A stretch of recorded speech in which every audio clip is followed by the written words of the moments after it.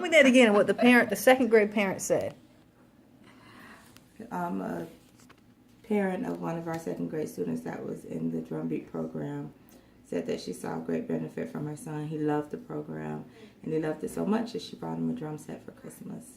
She wasn't aware that he wasn't coordinated at the time that she bought it, but I assured her that that's not the purpose of the program. Correct. And I even felt like that helped him because he reached this point of frustration a lot, so we had a lot of teachable moments with him and being able to bring himself back down using breathing techniques. And one of the terms that we talked about a lot was resetting our mind when we do so.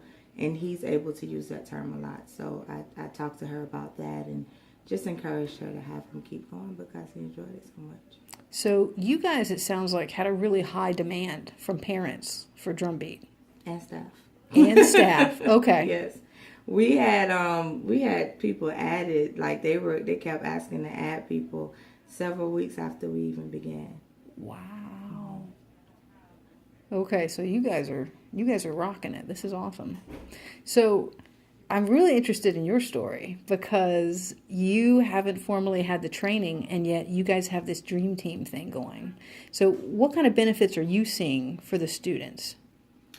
Being able to talk with them about the social skills aspect of it. We incorporate a lot of how to use these skills in the classroom.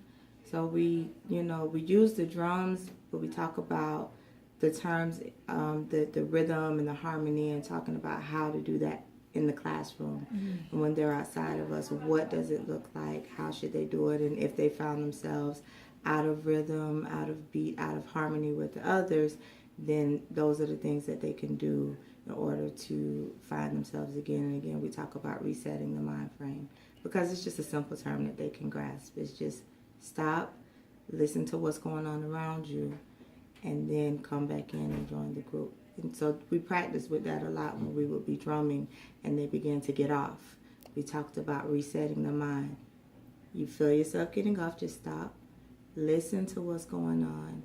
If you're not coming back in with that beat, at least listen for a beat that's complementary to what's going on. Beautiful. So we talked about how they can do that also inside of their... Beautiful. We talked a lot about what things look like when they're off rhythm at home and in school, and we would demonstrate it with the drums, and the kids were able to articulate it very well when they felt themselves out of sync with what was happening. That's great. So you saw benefits for the students here. Definitely. When I would even counsel with them if they were having a hard time, I use the same terms that we use in DRUMBEAT in order to be able to help them to remember the breathing and resetting their mind and finding the harmony and the rhythm. And I'd ask them, do you feel that you were in rhythm with the class? Nice. Have you found the harmony? And oftentimes they'll say no, but it was just terms that they could grasp, that they could relate back to it. So Coach and I were talking about, for the next group, making sure that we're talking with the teachers about the terms that we're using so that it'll all flow, so that when they're meeting with those kids that they can use the same type of terminology. That's awesome. That's awesome.